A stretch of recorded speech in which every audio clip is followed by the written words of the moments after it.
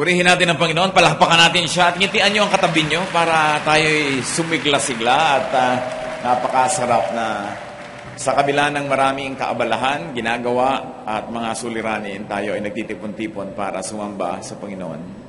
Isa po sa mga kilala na character sa Greek mythology, si Achilles.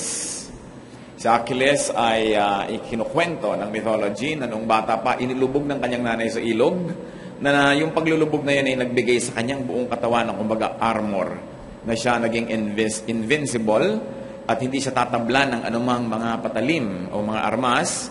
Subalit dahil inilubog siya, pati warik, hinawakan siya sa sakong, sa dalawang sakong, yung sakong niya hindi nalubog sa tubig. At yun ang naging weak point ng kanyang buong anatomy, yun ang tinatawag na Achilles heels.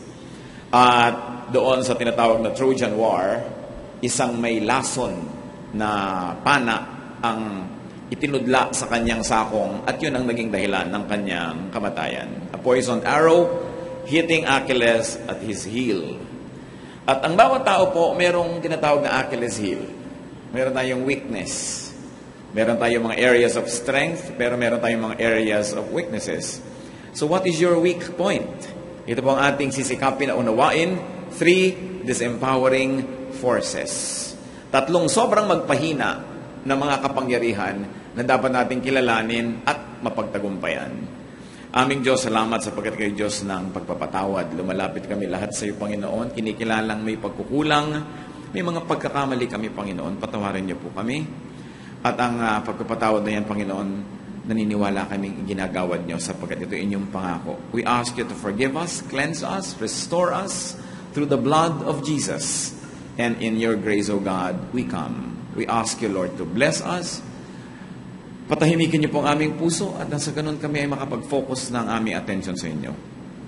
Alisin niyo po ang aming mga alalahanin, ang aming mga kinatatakutan, ang aming mga nerbyo sa buhay, ang aming mga alalahanin, nervyos, mga selos, mga galit, inggit, lahat ng mga negative feelings sa ito, Panginoon, aming sinusuko sa inyo. At ang dalangin namin, kapayapaan nyo, maghari sa aming puso, at maging kapakipakinabang sa amin ngayon ang inyong salita. Mangusap kayong may kapangyarihan, palayait, palakasin nyo kami. Sa ngalan ng iyong anak na si Jesus, kami nananalig na dibigin nyo ang dalangin ito. Ang ating pong pagtutuunan ng pansin ay isang kabanata sa buhay ni Samson na meron ding Achilles heel. Meron siyang isang weak point at isang weakness. Ang buhay po ni Samson ay nung mga 1200 to 1000 BC. Kasagsaan ng pananakop ng mga Philistines sa mga anak ng Israel. Aping-api ang mga Israelites sa panahon na yon. At doon naman dumating si Samson na tinawag ng Panginoon para maging isang bayani ng kanyang lahi. Judges 13, 2-5. Manoah had a wife who remained childless. The angel of the Lord appeared to her and said, "You are sterile and childless, but you're going to conceive and have a son. No razor may be used on his head, because the boy is to be a Nazirite, set apart to God from birth. And he will begin the deliverance of Israel from the hands of the Philistines." Ang lahing Israel, laging inaapi, kinakawawa, sinasakop ng mga Philistines. Wala silang hero. Wala silang magaling na mandirigma. Wala silang pambato. At isang babaeng hindi magkaanak, barren, ang siyang kinausap ng anghel isang araw. Sinabi niya, ikaw ay magkakaroon ng anak na lalaki. At ito ay special child, Nazirite. Mga Nazirites po ay hindi nagpapagupit ng buhok, hindi sila dinadapuan ng blade o gunting ang kanilang buhok o anit, hindi sila umiinom ng alak, sila ay nakatalaga sa paglilingkod sa Diyos. Kaya lang, ang taong mga Nazirites ay tao rin, tulad ng karaniwang tao. Kaya lang binigyan sila ng extraordinary na tungkulin. At yon ang magiging buhay nitong si Samson. So Samson was born. He was a hero. He was miraculously conceived. His birth was announced by an angel. He was empowered by the Spirit of the Lord to perform amazing feats. And he was listed among the heroes of faith sa Hebrews chapter 11. Kakaiba ang credentials nitong si Samson. Marami siyang gagawin para sa kanyang bayan. Bibigyan siya ng kapangyarihan na gawin yun. Pero sa kabila ng lahat ng yon, siya isa pa rin karaniwang tao tulad ng mga ibang tao. Meron din siyang weakness. Judges 16:4-6. Sometime later, he fell in love with a woman whose name was Delilah. The rulers of the Philistines went to her and said, "See if you can lure him into showing you the secret of his great strength and how we can overpower him so we may tie him up and subdue him. Each one of us will give you 1,100 shekels of silver." So Delilah said, "So Samson, tell me the secret of your great strength and how you can be tied up and subdued." Hindi ko na iisa-isahin pa ang mga sobrang lakas nitong si Samson, pero talagang kinatakutan siya ng mga Philistines at parang ang buong bayang Philistines ay mapapasuko ng isang tao lang, si Samson. Kaya yung mga tribal leaders ng mga Philistines, kinausap si Delilah sapagkat si Delilah ang naibig nitong si Samson. Sa dinami-rami ng babae sa kanyang tribo, doon pa siya umibig sa kalaban, Philistine woman. So yung mga leaders sinabi, babayaran ka namin ng mahal, alamin mo lang ang sikreto ng kapangyarihan niya. Pag nalaman mo yan, ay matatalo na natin siya. Magbabayad kami, tigi-tigi sa kaming lahat ng malaking halaga sa iyo. So itong babae, obviously, was not really that much into Samson. Hindi gano'n ang pag-ibig, sapagkat nasuhulan. At sabi niya, sabihin mo naman sa akin kung ano sikreto mo, bakit ka sobrang malakas. Maraming beses na nagpaulit-ulit ng pangungulit itong babaeng ito, at tuwing nangungulit siya, hinihingi niya ang sikreto ni Samson, ang ibinibigay ni Samson, ibang kwento. So ngayon, gagamitin na nila ngayon yung nalaman nila, pero hindi pala dahil hindi yun ang tunay na sikreto ni Samson. Mananalo pa rin si Samson sa mga labanan. Hanggang ayaw nang tumigil ng babaeng ito ng kauungot kung ano ba talaga ang sikreto ni Samson. Judges 16:15-17. Then she said to him, "How can you say I love you when you won't confide in me? This is the third time you have made a fool of me and haven't told me the secret of your great strength." With such nagging, she prodded him day after day until he was tired to death. So he told her everything. So dinaan niya sa arte. Akala ko ba mahal mo ko? Ba't di mo sinasabi yung totoo? Nagtampo-tampo si babae. Kung ano-ano sinasabi mo, hindi pala yun. Kung talagang mahal mo ako, dapat sabihin mo sa akin yan totoo. Huwag kang maglilihim sa akin. Wala tayong lihiman, etc., etc. At sa hindi niya pagtigil, sobrang narindi na itong si Samson. Sinabi na niya ang lahat-lahat.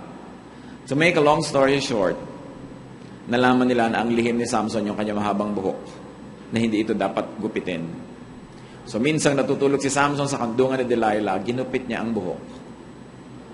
At pagkatapos tinalian niya si Samson. At tinawag niya yung mga Philistines, at nung dumating ang mga kalaban, hindi nakalag ni Samson yung tali niya na dati kayang-kaya niya. And he was captured. Samson died a very tragic death. Nevertheless, a very heroic one. Pero ang nangyari sa kanya lahat yan dahil sa pag-ibig. Madaling manisi kay Samson. Sasabihin natin, si Samson ka na nga, binigyan ka nga ng kapangyarihan, pero huwag natin kakalimutan na bagamat binigyan siya ng kapangyarihan na makapaglingkod sa kanyang bayan, sa mga anak ng Diyos, hindi naman inalis sa kanya yung kanyang humanity. Human pa rin siya. Kaya nung umandar ang kanyang pagka-human, yun ang nagamit ng kalaban para siya ay matalo. Madali na manisin ang mga hero. Sasabihin natin, kung ako ba naman yung hero, di dapat itong gagawin ko. Kung ako ba naman yung ganito, kung ako ba naman yung presidente, kung ako ba naman yung governor, kung ako ba naman yung bishop, kung ako ba yung pastor, di itong gagawin ko. Kung ako yung mayaman, kung ako yung sikat, itong gagawin ko. Ang nakakapagsabi lang po ng mga ganyan, yung mga hindi sikat, yung hindi mayaman, yung hindi makapangyarihan.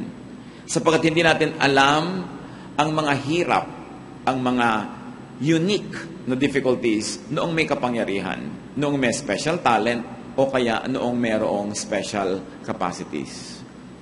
Ordinary people have no idea how isolated and lonely and confused the powerful people can be. Hindi natin alam yon. Hindi natin nauunawaan. Bakit ba yung mga sumisikat na artista at mga rock stars nagda-drugs? Hindi lahat, pero marami. Sasabihin natin, sikat na nga sila, nag-drugs pa. Alam nyo ba kung ano nararamdamang depression at lungkot ng mga halimbawa performers na malayo sa pamilya, nasa iba't ibang cities, nagpe-perform doon, practice ng practice, puyat, Tas lahat ng tao, hinahangaan sila, gusto silang maangkin, pero iba naman yung minamahal nila, wala naman doon, at malayo sila sa mga mahal nila sa buhay. Alam ba natin ang mga pangungulila ng mga sikat?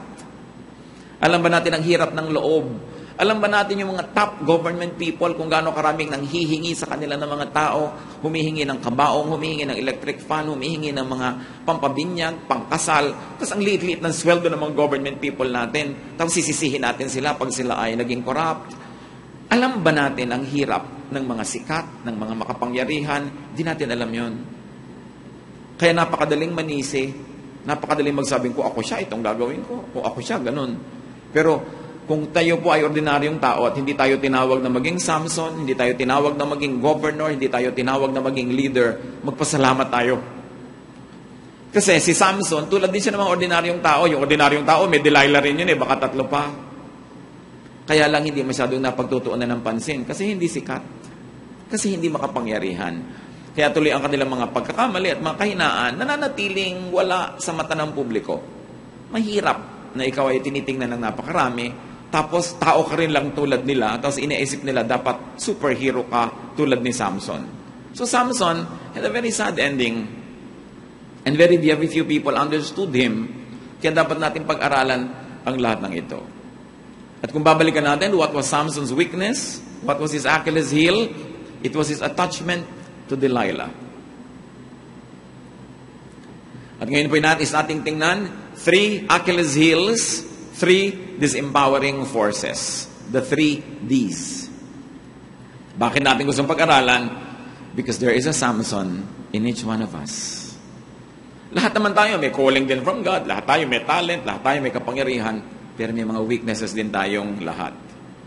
What was one D that was a disempowering force in the life of Samson? It was a wrong and unsuitable devotion. In that case, it was a devotion for Delilah. Normal namang umibig, hindi naman talaga napipili ang iniibig. Mapalad yung tao na hindi niya kailangang magkaroon ng posisyon, ng responsibilidad sa bayan, sapagkat mas malaya siyang umibig. Ang nangyari kay Samson, nagkaroon siya ng wrong devotion. Love for the wrong person. Pero sino ba sa atin ang laging right person ang namamahal? Nagkakamali ang tao, lalo't tumibok-tibok ang puso. Nakakalimutan ng karunungan, nakakalimutan ng katalinuhan, nakakalimutan ng lahat-lahat pagka umandar si pag-ibig. At ganun ang nangyari kay Samson. It was a wrong devotion for a person. Sometimes it's a wrong devotion for an idea.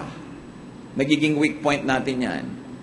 Meron kang pinaniwalaan na isang philosophy, isang ism, isang religious thought, at yun ang naging weakness mo, kaya nagkaroon ka ng maraming downfall. Sometimes it is a devotion for a wrong thing. Isang maling pangarap o isang maling material na bagay. Ano ang wrong kung ganon? What is wrong? What is wrong love? Who is a wrong person? What is the wrong idea? What is the wrong thing? There can be many meanings, but one is that which God calls wrong. So pag tinatawag yun ng Diyos na wrong, hindi wrong. Ngayon, hindi po lahat ng tinatawag ng relihiyon na wrong, tinatawag din ng Diyos na wrong. Alam nating mas mahigpit ang relihiyon kaysa Diyos sa marami mga bagay. Kaya dapat din, pag nagmamature ka na sa pananalig, na paghihiwalay mo kung ano lang yung opinion ng religious system at ano yung talagang sinasabi ng Diyos. But what is wrong, that which God calls wrong? Also, what is wrong, that which does not do you good. Hindi nakakabuti sa'yo, hindi wrong. That which is not good to you, that which is not good for you, hindi wrong. Kahit ano yun. Pero mula nung nasangkot ka doon, nalugi ka na. Nakalugi-lugi ka na. Nakaluoy-luoy ka, nalanta ka, nalungkot ka, nasalanta ka, nawasa ka, di wrong for you. Kahit pa maganda, kahit pa kaibig-ibig, kahit ka nais-nais sa biglang tingin, pero it is a bad bargain. In other words, naglalagay ka ng pag-ibig, hindi naman nasusuklian, naglalagay ka ng hirap, hindi naman na papantayan, nagtatanim ka, hindi ka naman umaani, di wrong for you. Yan man ay isang pangarap, yan man ay isang mithiin, isang tao, isang bagay. What is wrong for us? That which makes you a loser. God wants you to be a winner, not a loser. Kaya pag nararamdaman mo, teka, sobrang talong-talo naman yata ako sa deal na ito, then it's a wrong deal for you. Sobrang talong-talo yata ako dito sa profession na ito. Hirap na hirap ako, wala ako napapala. Then it's a wrong profession for you. Sa lugar na kinakalagyan ko ngayon, sobra akong dehado, sobra akong kawawa. Then it's a wrong place for you. Dapat maganda yung bargain. Meron kang binibigay, merong bumabalik sa'yo. Yun ang rule ng mathematics. Rule ng balance. Rule ng nature. Yun ang law of God. Mark 8:36, what good is it for a man to gain the whole world yet forfeit his soul? Isa niya na bad trade. Sabi, kahit buong mundo maging sa'yo, pero yung kaluluwa mo nawala, hindi rin magandang exchange yan. It is not good for you. So, a wrong devotion can be our weakness. Dapat iniisip-isip natin, kumusta mga devotion ko? Kanino ko nananalig? Kanino ko sumusunod? Ano ba ang binibigyan ko ng aking puso, pag-ibig, pangarap? Is it good for you? Another disempowering force is desire. Not love. Kanina love Love, devotion. But just desire for the wrong object. Pagka meron kang pagnanasa sa isang bagay, be it physical, mental desire, be it emotional or spiritual, you can be gravely disempowered. Kaya yung mga nagtuturo ng Buddhism, isa sa kanilang mga major tenets is to be free from desire. Kasi sinasabi nila, you are a slave of that which you desire for, or which you desire. Pagka meron kang hinahangad, alipin ka ng hinahangad mo na yon. Di ba, kung hinahangad mo, pangarap, susunod-sunod ka. Hinahangad mo, tao, bubuntot-buntot ka, kahit nagmumukha ka ng walang kahihiyan. Hindi mo na pinapansin yon.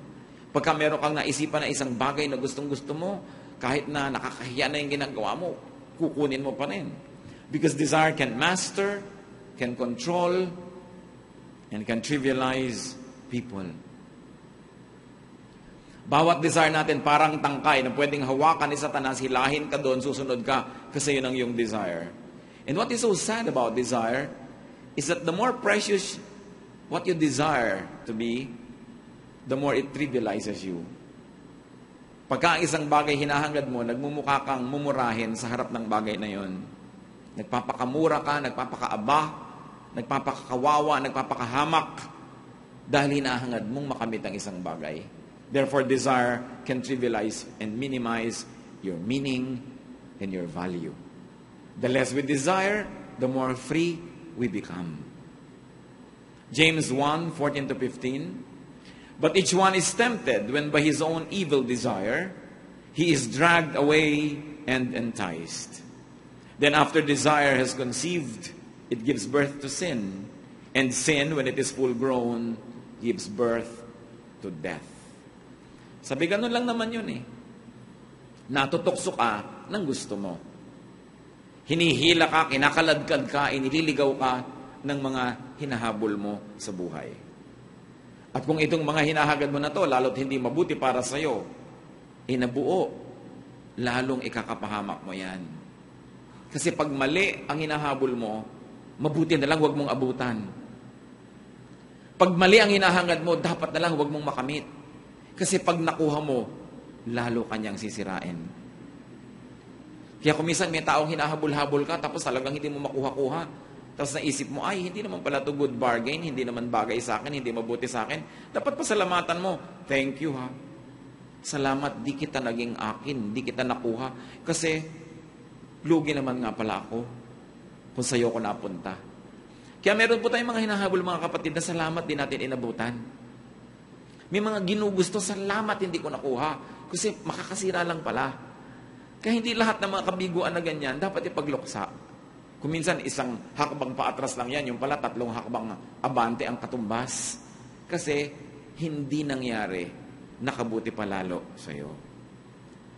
It is very, very important that we learn to control our desire, especially for wrong objects. Na natututo, natitrain ang ating isip na pumili ng tama. Totoo, nagkakamali tayong lahat. Alam mo na yung mali, yung mga nagawa mo. Di ba nangyayari sa ating lahat yan? Pero habang nagkakamali ka, dapat natututo para pakonti ng pakonti yung mga pagkakamali.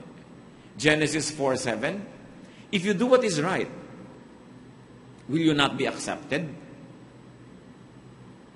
But if you do not do what is right, sin is crouching at your door. It desires to have you, but you must master it.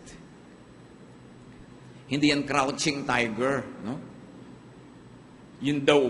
Alam niyo yung mga tiger na nakakrouch o mga lion, yung nakaupo sila na handang tumalon para ka kuhanin. Sabi, yung nakaabang daw sa labas ng pinto mo na gano'n, kasalanan, nakahandang sumalakay. Nag-iintay lang ng pagkakataon. Sabi, nawa matuto kang pumili. Kasi nakaabang at nakaabang sa'yo ang mga gustong manira.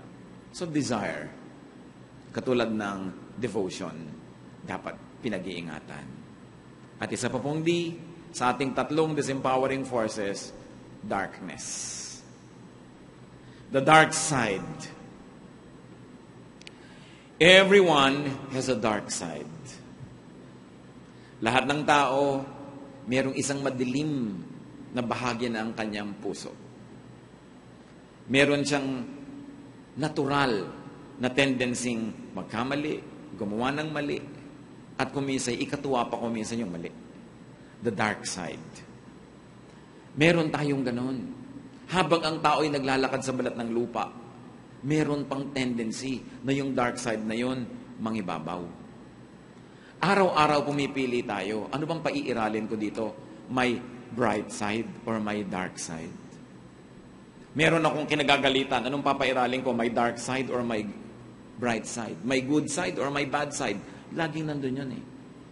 Habang humihinga pa tayo at nagsusuot ng katawang lupa na ito, hindi yan lubos na matatakasan. Ang kailangan lang nilulupig, pinapaliit, minimize ang effect sa ating buhay. Ephesians 5:11 have nothing to do with the fruitless deeds of darkness. So let us always try to edify the bright side and be careful with people who push us into our dark side. Kung meron po tayong dark side at meron tayong light side, may mga tao na pag silang kasama natin, inaakay nila tayo patungo sa dark side natin. Pag kinausap nila tayo, yung dark side natin nabubuhay. Pag lumapit sila sa atin, bubulong-bulong, yung dark side natin nabubuhay. Pero hindi yun ang dapat nating buhayin. Pag-ingatan ang mga tao na ang impluwensya sa inyo, kinakaladkad kayo into your dark side.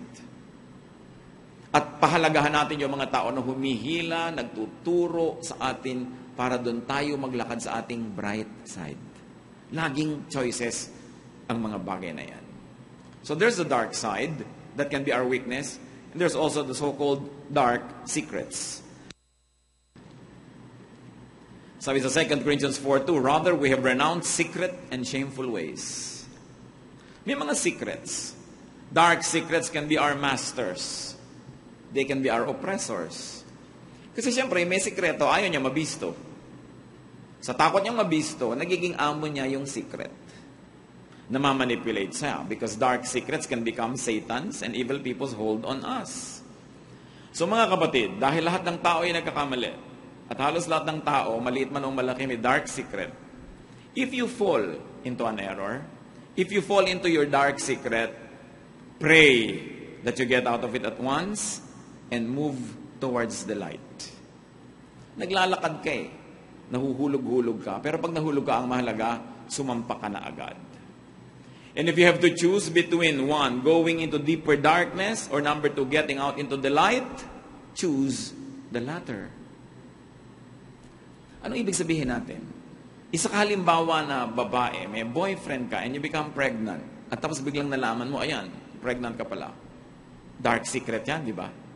Hindi mo naman proudly sasabihin sa magulang mo, mami, buntis ako. It becomes a dark secret. Pero may maghihila sa'yo. Magpa-abort ka. Di ba?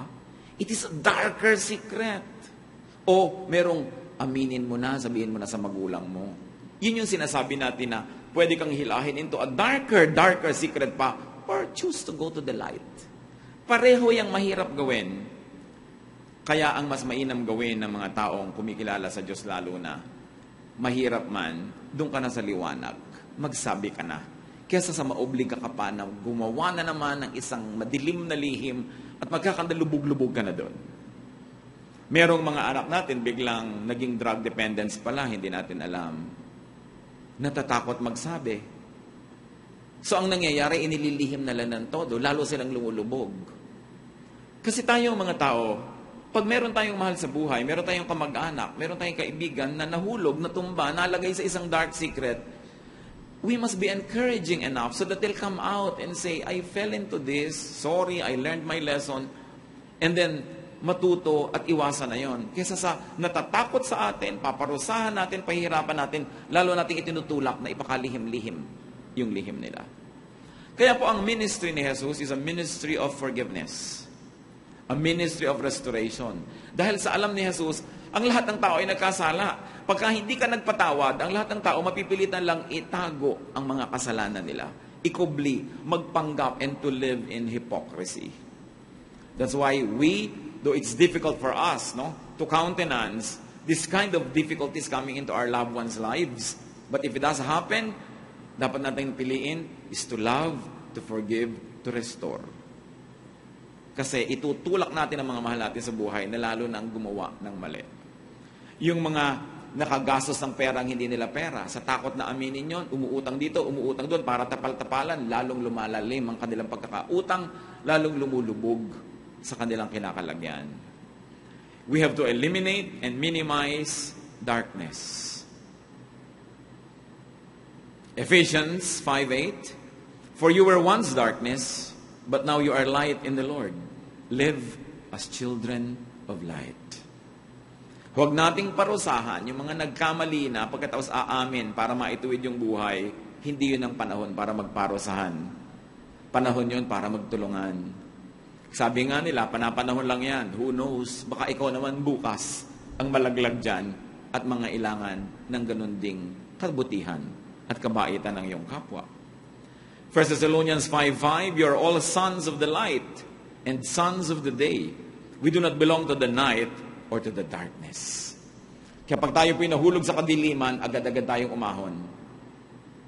Hindi na pinag-uusapan, ba't ka nahulog? Nahuhulog ang tao. Pero ang mahalaga, nagpapatagal ka ba dun sa pagkakahulog mo? Nahulog ka, natumba ka sa putik, bumangon ka. Ang pinag-uusapan, naglublob ka na ba talaga at ayaw mo nang umalis dyan sa putikan? We all commit mistakes. And the Lord said, kung sino ang walang kasalanan, mauna nang bumato. Alam natin na walang bumato doon sa babae.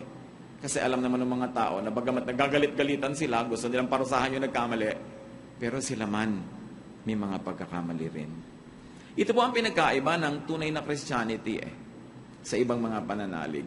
Christianity is a religion of forgiveness. Nakakapagtaka lang kung bakit maraming mga Christian habang umuunlad ang pag-aaral nila sa Biblia, habang sila ay nagiging mas relihiyoso, kung minsan nagiging less forgiving.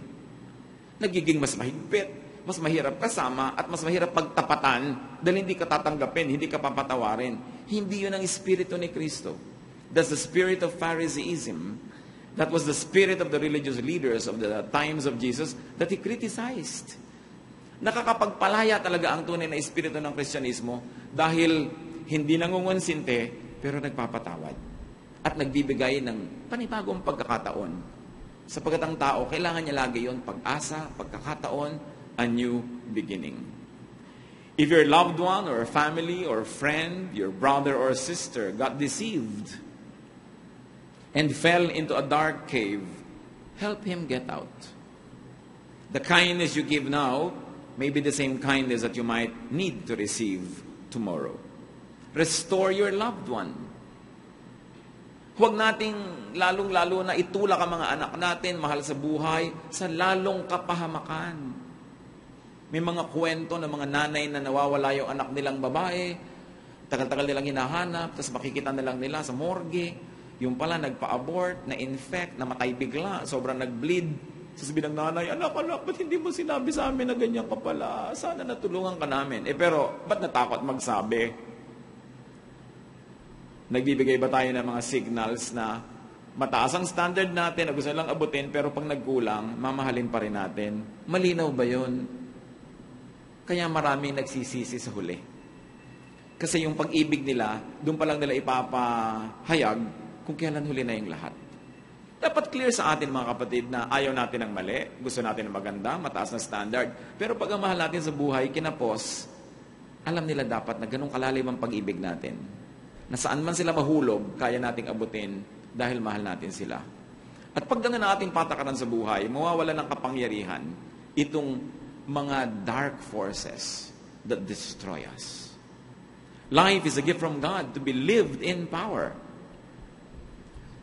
So anong ginagawa ng tao nagkakamali? Nire-restore para maging powerful siya uli.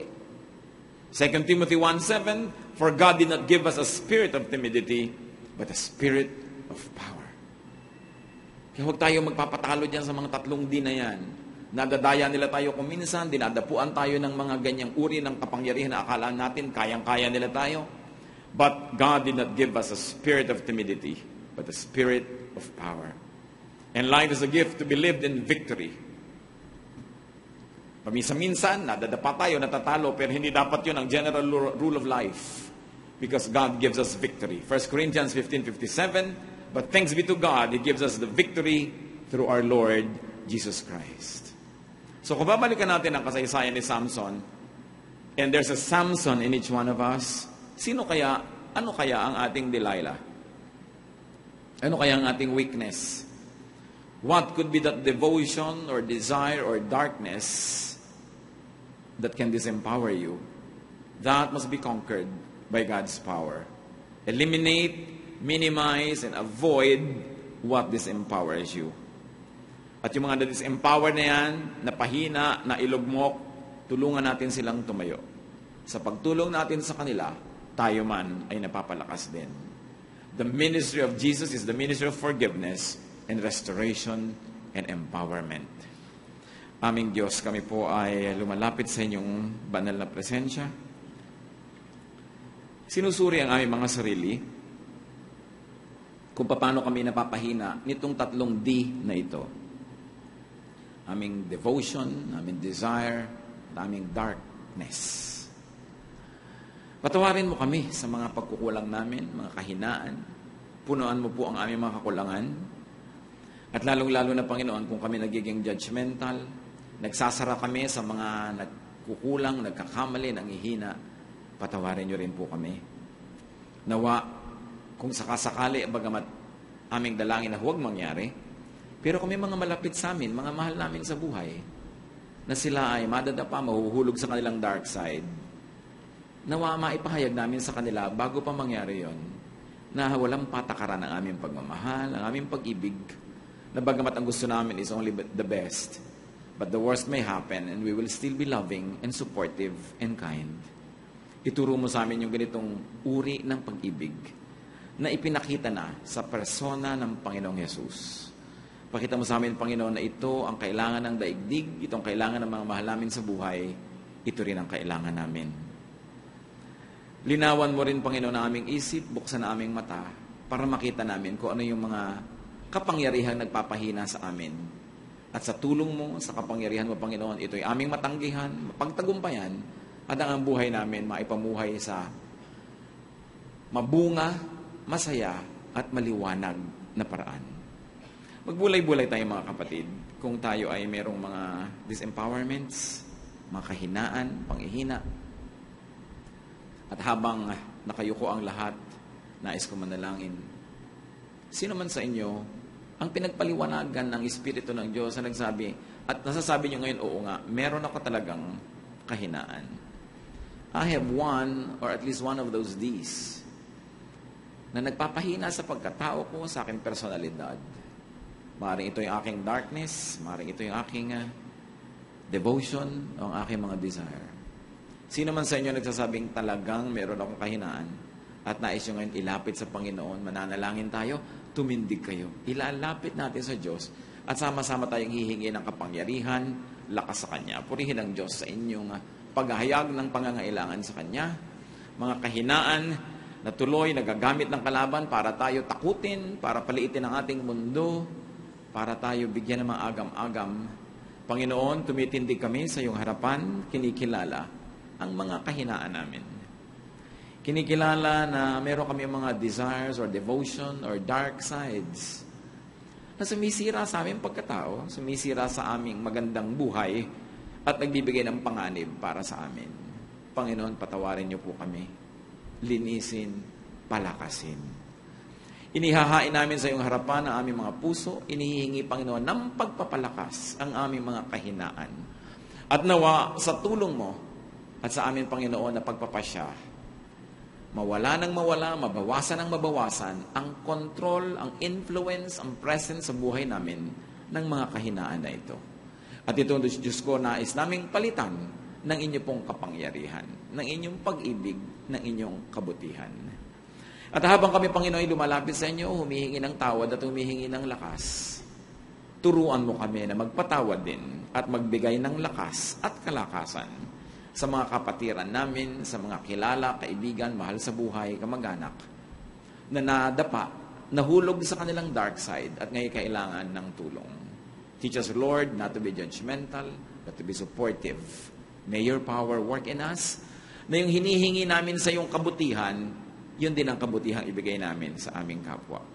Panginoon, nananalig kami, dinidinig niyo ang mga panalangin ito.